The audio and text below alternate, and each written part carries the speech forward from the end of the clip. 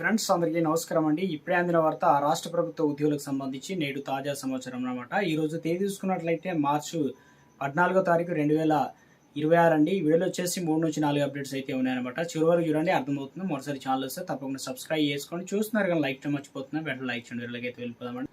మొట్టమొదటి అప్డేట్ వచ్చేసి మనకు రాష్ట్ర ప్రభుత్వ ఉద్యోగులకు సంబంధించి తక్షణమే 42% ఫిట్మెంట్ ఇచ్చి రెండో పిఆర్సీని కూడా అమలు చేయాలని చెప్పేసి తెలంగాణ గెజిటెడ్ అధికారుల సంఘం అధ్యక్షులు ఏలూరు శ్రీనివాసు రాష్ట్ర ప్రభుత్వాన్ని అయితే కోరడం జరిగిందనమాట. శుక్రవారం టీజీఓ అనగా రాష్ట్ర కార్యవర్గ సమావేశంలో ఆయనకి సంబంధించి 33 జిల్లాల అధ్యక్షులు కార్యదర్శులు టీజీఓ అనుబంధ ఉన్న 76 ఫోరమ్స్ అధ్యక్షులు అయితే కార్యదర్శి అంటే పాల్గొనడం జరిగింది. ఎందుకంటే ఇందులో ప్రధానంగా ఫిట్మెంట్ ఇచ్చి పిఆర్సీ కూడా అమలు చేయాలన్నారు. అదేవిధంగా ఉద్యోగుల పెండింగ్ బిల్లులను కూడా నెలకు 700 కోట్ల నుంచి 1500 కోట్లు పెంచి విడుదల చేయాలని చెప్పి ప్రభుత్వాన్ని అయితే డిమాండ్ చేశారు. మరొక అప్డేట్ అయితే ఇవ్వడం అయితే జరిగిందండి. ముఖ్యంగా ఇక్కడ నెలసరి సంబంధించినటువంటి సెలవులు తప్పనిసరి చేస్తే దీర్ఘకాలికంగా మహిళలు ఉపాధి అవకాశాలపైన ప్రతికూల ప్రభావం పడుతుందని చెప్పేసి వారికి ఉద్యోగాలు ఇవ్వడానికి యాజమాన్యాలు ఇష్టపడవని సుప్రీంకోర్టు పేర్కొంది. మహిళలకు సంబంధించిన నెలసరి సెలవులు తప్పనిసరి చేస్తూ కేంద్రం రాష్ట్రాలు మార్గదర్శకాలు రూపొందించేలా ఆదేశాలు ఇవ్వాలంటూ దాఖలైన పిటిషన్లపైన తిరస్కరిస్తూ భారత ప్రధాన న్యాయమూర్తి జస్టిస్ సూర్యకాంత్, జస్టిస్ అజయ్ మాల్యా బగల్చిల ధర్మాసనం అయితే తెలియడం జరిగింది. కొన్ని రాష్ట్ర ప్రభుత్వాలు ఏదైతే ప్రైవేట్ సంస్థలు ఈ తరహా సెలవులను మంజూరు చేస్తున్నాయని పిటిషన్ ధర్మాసనం తెలియజేసే ప్రయత్నం అయితే చేయడం జరిగింది. దీనిపైన సిజే స్పందిస్తూ స్వచ్ఛంగా ఇవ్వడం మంచిదే కానీ స్వచ్ఛందంగా తప్పనిసరిగా సెలవులు ఇవ్వాలని చెప్పేసి ఎప్పుడైతే చట్టం తెస్తామో అప్పుడే మహిళలు కెరీర్లకు నష్టం కలుగుతుందని వారికి ఎవరు బాధ్యతలు అప్పగించరు. సంస్థలు యాజమాన్యాలు మనస్తత్వం మీకు తెలియదు.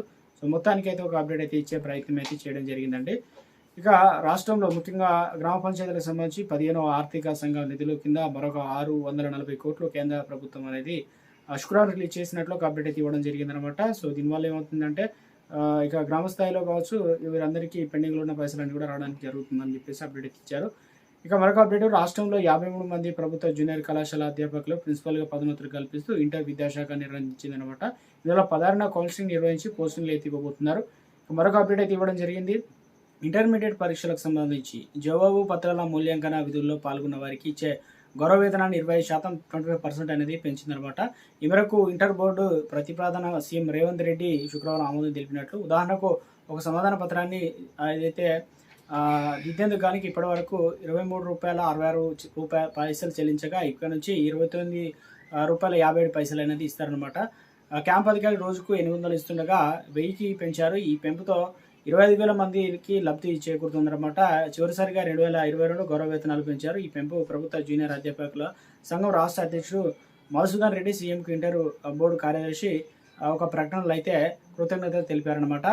మరో అప్డేట్ అయితే ఇవ్వడం అయితే జరిగిందండి. ఇక్కడ వచ్చేసి కాలు మొక్తాన్ని ఎన్ని రోజుల నుంచి జీతాలు ఇవ్వకుండా ఉంటారు అంటూ కొందరు దివ్యాంగులు రాజన్న సిరిసిల్ల సంక్షేమ అధికారి లక్ష్మీరాజే కాలపై పడి సంఘటన చర్చనీయాంశంగా మారింది. శుక్రవారం డబ్ల్యూఓ అనగా లక్ష్మీరాజం సిరిసిల్ల మున్సిపల్ ఆఫీస్కు రాగా ఈ విషయం తెలుసుకున్న జిల్లా సంక్షేమ ఆధ్వర్యంలోని పెట్రోల్ బంక్లో పనిచేసే దివ్యాంగుల కార్మికులు తిరుపతి సో మొత్తానికైతే పైసలు కూడా ఇవ్వాలి, జీతాలు రావాలని చెప్పేసి సార్ జీతాలు ఇవ్వండి అనే విధంగా అప్డేట్స్ అయితే అడిగారనమాట. మరో అప్డేట్ అయితే ఇవ్వడం జరిగి రాష్ట్ర ప్రజలందరికీ నిరంతర సేవలు అందిస్తున్న ఆర్టీసీ బస్ సమస్యల పరిష్కారం కోసం అసెంబ్లీ వేదిక ప్రభుత్వాన్ని నిలుస్తామని మాజీ మంత్రి బీఆర్ఎస్ సీనియర్ నేత హరీష్ రావు అయితే స్పష్టం చేయడం జరిగిందనమాట. సో రావాల్సినటువంటి పెండింగ్ బకాయిలు ఏవైతున్నాయో వాటి అన్నిటికి సంబంధించి సో ప్రభుత్వాన్ని అడుగుతామని, అదేవిధంగా ఏదైతే సంస్థలో పనిచేస్తే రిటైర్డ్ అయినటువంటి ఉద్యోగులకు క్రెడిట్ కోఆపరేటివ్ సొసైటీ దాచుకున్న పొదుపు మొత్తాలు కాంగ్రెస్ ప్రభుత్వం 20 నెలలుగా అంటే ఇప్పుడు వడ్డీ చెల్లించలేదని చెప్పేసి మండిపడ్డారు. రిటైర్మెంట్ తర్వాత ఆసరాగా నిలుస్తుందని కూడా డబ్బు చేతికి రాగా కార్మికులు వారి కుటుంబాలు రోడ్డున పడుతుందని ఆవేదన వ్యక్తం చేయడం జరిగిందనమాట. ఒక అప్డేట్ ఇచ్చే ప్రయత్నం చేశారు.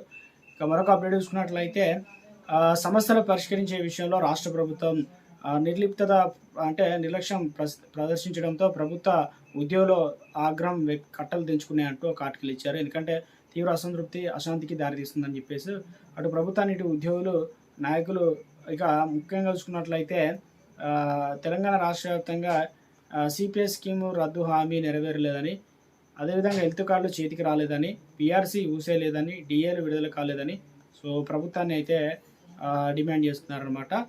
సో వెంటనే ఉద్యోగులకు సర్కారు విడుదల చేసిన 700 కోట్ల బిల్లు పైన కొందరు అనుమానాలు వ్యక్తం చేస్తూ బిల్లు పైన శ్వేతపత్రం విడుదల చేయాలని కొన్ని సంఘాలు డిమాండ్ చేస్తున్నాయి. నెలలో ఎవరికి ఎంత మొత్తంలో చెల్లించారో విరాళాలు కూడా బహిర్గతం చేయాలని చెప్పేసి కోరుతున్నారు. ఇక 700 కోట్లు విడుదల చేస్తామని ప్రభుత్వం ప్రకటించి చాలా మంది తమ బిల్లులు క్లియర్ కాలేదని చెప్పేసి చెప్తున్నారు. కాబట్టి పూర్తి వివరాలు ప్రకటించాలని పలు సంఘాలు డిమాండ్ చేస్తున్నాయి.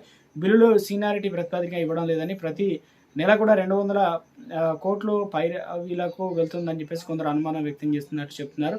మోడల్ టీచర్లకు డిఏ బకాయిలు ఇవ్వనే విధంగా అడుగుతున్నారు అనమాట. ఒక అప్డేట్ అయితే ఇచ్చే ప్రయత్నం అయితే చేయడం జరిగిందనమాట.